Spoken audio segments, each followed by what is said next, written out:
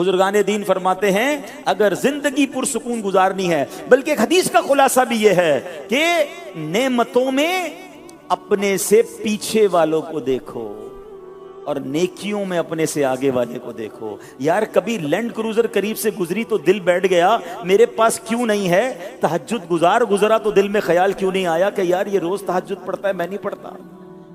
میری عمر کا ہی بندہ ہے، عالم دین بن گیا اور مجھے علم، میں عالم دین نہیں بن سکا، یہ تو آگے نکل گیا مجھ سے، یہ کمپٹیشن کیوں نہیں ہوتا؟ ارے نیکیوں میں کمپٹیشن کرنا ہے اور ہم دنیا میں کمپٹیشن میں پڑ گئے۔ اللہ اکبر۔ آپ کو کبھی زندگی میں آپ کے پاس جو کچھ ہے اس پر خوشیاں منانی ہے نا، آپ یقین کریں ایک بار کسی ہاسپٹل کا چکر لگائیں۔ میں بھی 2 دن پہلے کراچی کے بڑے ہاسپٹل میں گیا تو کسی اور مریض کو دیکھنے تھا، وہاں اور کوئی اسلامی بھائی اور گھر والے مل گئے کہ ہمارے مریض کو دیکھیں۔ 40 سال کی عمر تھی اس نوجوان کی، ٹھیک ہے، جس کو مجھے دکھانے لے گئے اور بتایا اس کا جگر ختم ہو گیا ہے۔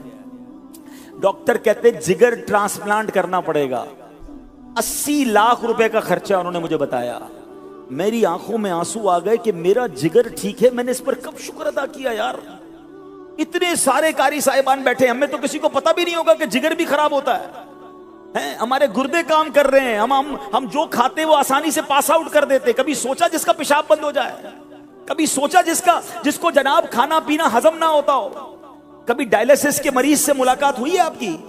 میرے خاندان میں ایک ڈائلیسس کے مریض تھے، وہ بتاتے تھے کہ یار آپ یہ جو جی بھر کے پانی پیتے ہو نا، آپ کو دیکھ کر ہمیں حسرت ہوتی ہے۔ ڈاکٹر نے کہا پورے دن میں 300 ml کی پانی کی بوتل پینی ہے آپ نے؟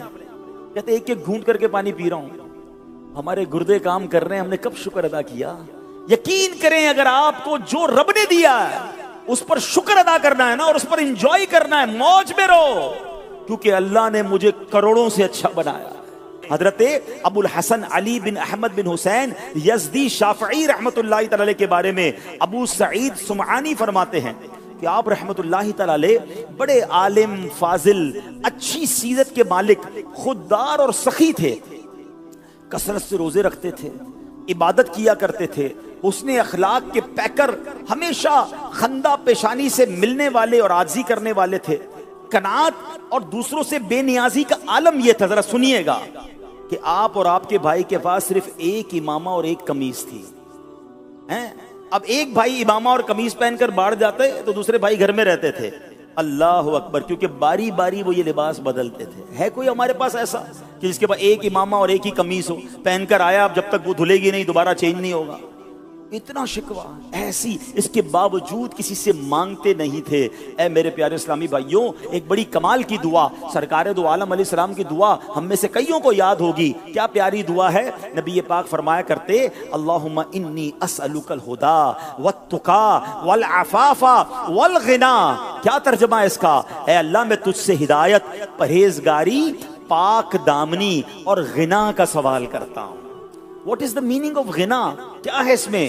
امام ابو زکریا یحییٰ بن شرف الدین نووی رحمت اللہ تعالی علیہ فرماتے ہیں کہ حدیث میں الغنا سے مراد بے نیاز ہونا ہے، لوگوں سے بے پرواہی برتنے کے ساتھ ساتھ جو کچھ ان کے پاس ہے اس سے بھی بے پرواہ ہونا ہے۔ اب ہمارا حال یہ ہے، کسی کے اچھے کپڑے دیکھ لیے، ہم کہیں یار میرے پاس تو نہیں ہے، کسی کی اچھی گھڑی دیکھ لی، ارے میرے پاس تو نہیں ہے، اچھا اس کے پاس موبائل ہے، میرے پاس تو ایسا موبائل نہیں ہے، اچھی موٹر سائیکل دیکھی پھر پریشان ہو گئے، کسی نے گھر بلا لیا، اس کا گھر دیکھا پھر پریشان، اچھا ایسا گھر، اتنا بڑا گھر، اتنی گاڑیاں، گھر میں ایئر کنڈیشن لگا ہوا۔ ہم دنیا والوں کی نعمتیں دیکھتے ہیں اور خود آ کر پریشان ہو جاتے ہیں، ڈی مورلائز ہو جاتے ہیں۔ نہیں میرے پیارے اسلامی بھائیوں، ایسے زندگی نہیں گزرنی۔ اگر آپ اپنے سے زیادہ نعمتوں والوں کو دیکھ کر پریشان ہوتے رہیں گے تو ہر سیر کا سوا سیر موجود ہے، کہاں تک جائے گا یہ معاملہ؟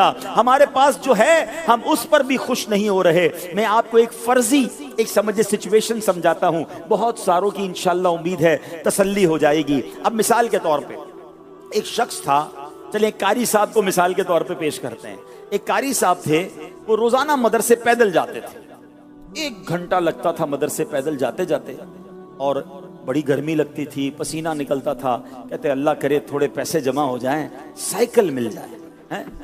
پیسے جمع کیے، تھوڑے تھوڑے کر کے پیسے جمع کیے، سائیکل لی۔ جیسے ہی سائیکل لی، اب اس کے بعد آپ جو ہے وہ اپنے سائیکل پہ مدرسے جانے لگے۔ جو 1 گھنٹے کا سفر تھا وہ 25 منٹ میں ہونے لگ گیا. بڑے خوش. دوستوں نے کہا بھائی سائیکل لی ہے, کوئی دعوت تو ہونی چاہیے. کہا چلیں چائے پیتے ہیں. چائے پلایا دوستوں. اب تھوڑے عرصے کے بعد جب سائیکل چلاتے چلاتے جا رہے تھے تو سائیکل رکی سگنل پر, تو برابر میں ایک بندہ موٹر سائیکل پر آیا. کہا یار سواری تو یہ ہے, میری تو پٹیچر سائیکل ہے, روز پینڈل مار مار کے تھک جاتا ہوں, یہ تو صرف ایک کک مارتا ہے, سپیڈ دیتا ہے, بڑا زبردست. اب موٹر سائیکل لینی ہے. اپنی سائیکل بری لگنے لگ گئی. وہ سائیکل جو دعاؤں سے حاصل کی, بڑی منتوں سے حاصل کی, اب وہ بری لگنے لگی. اب کیا چاہیے؟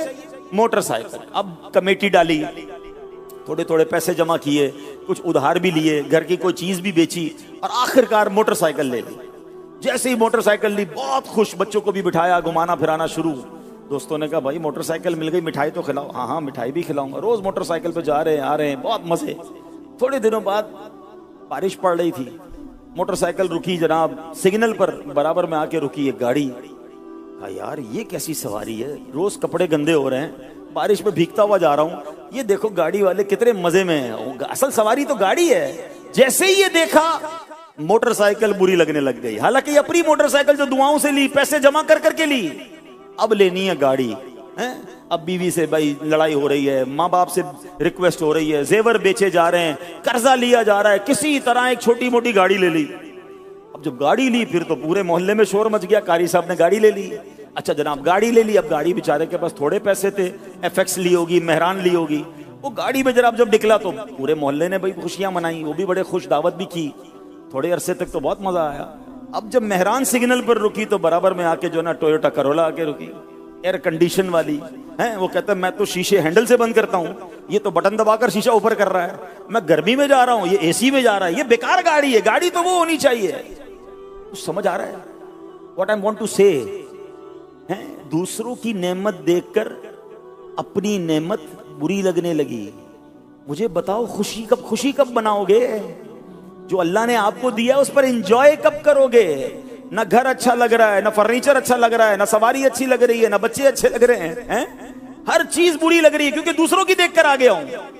اب میں آپ کو زندگی آسان کرنے کا, آپ اگر ٹویوٹا کرولا لے لیں گے نا, تھوڑے دنوں بعد لینڈ کروزر کھڑی ہوگی برابر میں. لینڈ کروزر لوگے تو آج پاکستان میں ایسے بھی لوگ ہیں جن کے پاس اپنے جہاز ہیں. کدھر تک بھاگو گے؟ کون سی ریس میں پڑ گئے؟ یہ ریس ہی غلط ہے. پرابلم یہ ہے کہ دوسروں کو دیکھ کر ڈی مورلائز, اور اسی چکر میں انسان حرام کی طرف جاتا ہے کہ میں نے بھی وہ بننا ہے, میں نے بھی وہ لینا ہے, میں نے بھی وہ خریدنا ہے. ارے جو رب نے دیا اس پر شکر ادا کیوں نہیں کرتے؟ اللہ نے تمہیں کروڑوں سے اچھا بنایا ہے. خدا کی قسم دنیا کے خراب پتی ایک طرف, مجھے اور آپ کے رب نے جو ایمان عطا فرمایا اس کی کوئی قیمت نہیں ہے. اللہ نے بن مانگے مسلمان بنایا نہیں بنایا. اچھا پھر صرف ایمان والا بنا دیتا اور حضرت عیسیٰ کا امتی بنا دیتا, حضرت موسیٰ کے زمانے میں پیدا کر دیتا. مگر میرے رب نے کرم والا کرم یہ کیا کہ ایمان والا بھی بنایا اور اپنے آخری نبی علیہ السلام کا امتی بھی بنا دیا. میری خوش قسمتی میں تیرا امتی. خدا کی قسم ساری نعمتیں ایک طرف, یہ نعمت کیسی ہے کہ حضرت موسیٰ کلیم اللہ علیہ نبینا علیہ السلام اللہ کی بارگاہ میں تمنا کرتے کہ مولا مجھے اپنے آخری نبی کا امتی بنا دے. اور مجھے اور آپ کو بن مانگے, کون سا کورس کیا تھا امتی بننے کے لیے؟ کون سا ٹیسٹ پاس کیا میں نے اور آپ نے؟ بن مانگے دیا اور اتنا دیا. دامن میں ہمارے سمایا نہیں, آنکھیں سلامت, ہاتھ سلامت, پیر سلامت, زبان سلامت, ارے دل سلامت. جاؤ تو صحیح دیکھو لوگ کتنی بڑی بڑی پریشانیوں میں ہیں. آپ چھوٹے گھر میں رہتے ہیں, لوگ کرائے کے گھر میں ہیں. آپ کرائے کے گھر میں رہتے ہیں, لوگ جھونپڑی میں رہتے ہیں. آپ جھونپڑی میں رہتے ہیں, لوگ روڈوں پر سوتے ہیں. آپ روڈ پر سوتے ہیں, لوگ اس وقت جیلوں میں گرفتار ہیں, آپ آزاد ہیں. ہر بندے سے زیادہ مشکل میں لوگ موجود ہیں.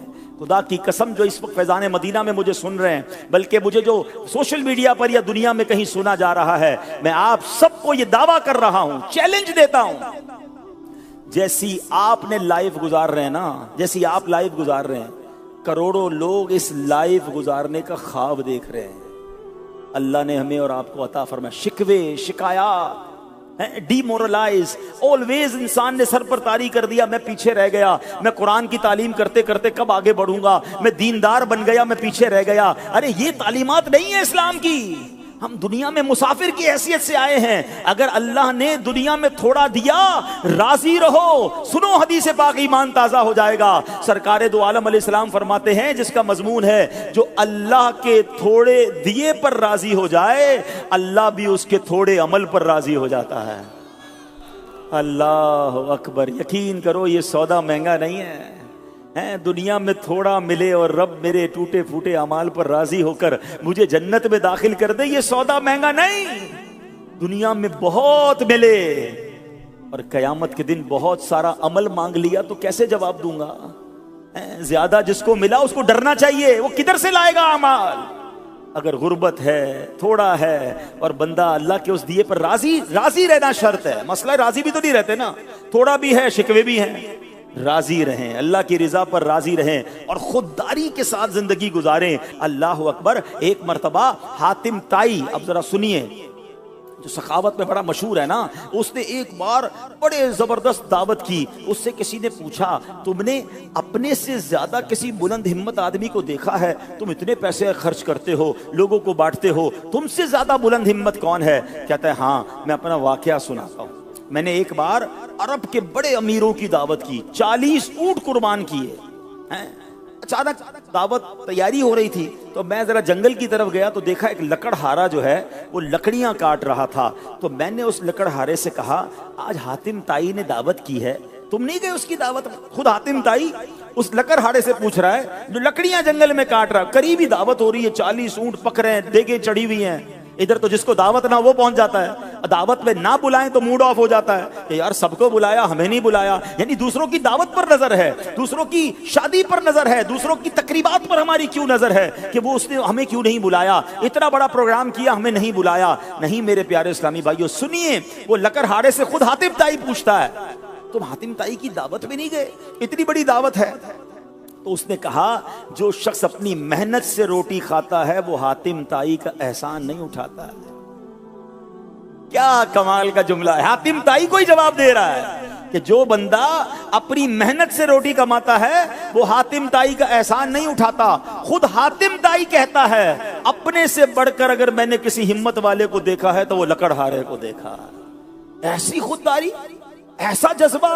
اور ایسا جذبہ ہمارے بزرگان دین میں تھا, ہمارے صحابہ میں تھا, ہمارے اولیاء میں تھا. آج جن کا ہم نام لیتے ہیں, جن کی عزت کرتے ہیں, اگر پڑھیں ان کی سیرت میں تو ان کی نظر دنیا والوں پر نہیں اللہ کی طرف ہوتی, اللہ کی عطا پر ہوتی. قناعت تھا, توکل تھا, اور پھر اللہ ان کی غیب سے مدد بھی فرماتا. وہ تھوڑے پر راضی رہتے تھے اور ان کا مطمع نظر کیا تھا کہ ہمیں آخرت کی ابدی نعمتیں حاصل کرنا ہے. خودداری ایک خوبی ہے مگر اس میں فائدے کتنے ہیں.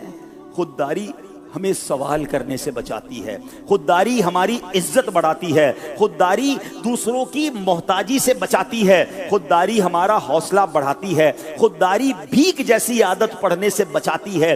نیز سب سے بڑا فائدہ یہ ہے کہ خودداری مخلوق سے ہٹا کر خالق کی ذات میں مشغول کر دیتی ہے. فوکس ہی ایک ہو جاتا ہے, اللہ رب العالمین کی ذات کی طرف رجوع کرنا ہے, اسی سے مانگنا ہے, اسی سے عرض کرنا ہے. بلکہ اللہ اکبر, اللہ سے بھی کیا مانگنا ہے. یہ بڑی کمال کی بات آج آپ کو میں سناتا ہوں کہ اللہ کی بارگاہ سے بھی کیا مانگنا ہے, یہ سمجھنا ہے. اللہ کرے یہ بات سمجھ آ جائے. حضرت رابعہ بصریہ رضی اللہ تعالیٰ عنہا, ان کی خدمت میں ایک شخص نے آپ کو 40 دینار پیش کیے, کہا کہ یہ لیجیے اور اپنی ضروریات پوری کر لیجیے. آپ رونے لگی, آسمان کی طرف سر اٹھا کر کہتی ہیں, اللہ جانتا ہے میں اس سے بھی دنیا مانگنے میں شرماتی ہوں, حالانکہ وہی اس کا مالک ہے. پھر اس شخص سے کیسے رقم لے لوں جو دنیا کا مالک بھی نہیں ہے. میں تو دنیا کے مالک سے بھی دنیا نہیں مانگتی ہوں, اس سے بھی آخرت کا سوال کرتی ہوں, تو دنیا والوں سے دنیا کیسے لے لوں.